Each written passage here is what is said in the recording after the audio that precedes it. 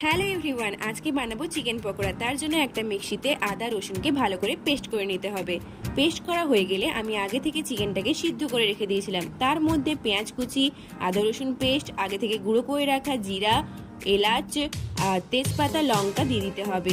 তারপর একটা ডিমকে ফাটিয়ে দিয়ে ভালো করে মিশিয়ে নিতে হবে। মেশানো হয়ে গেলে একে একে 1 চামচ লবণ, 1 চামচ হলুদ দিয়ে আবারও ভালো করে মিশিয়ে নিতে হবে।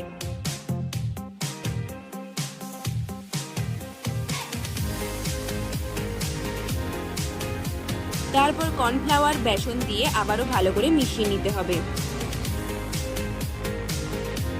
ভালো করে মাখিয়ে নিয়ে গ্যাস জ্বালিয়ে কড়া বসিয়ে কড়াই তেল দিয়ে তেলটি যখন গরম হয়ে আসবে একে একে মাংসের টুকরোগুলিকে তুলে দিতে হবে।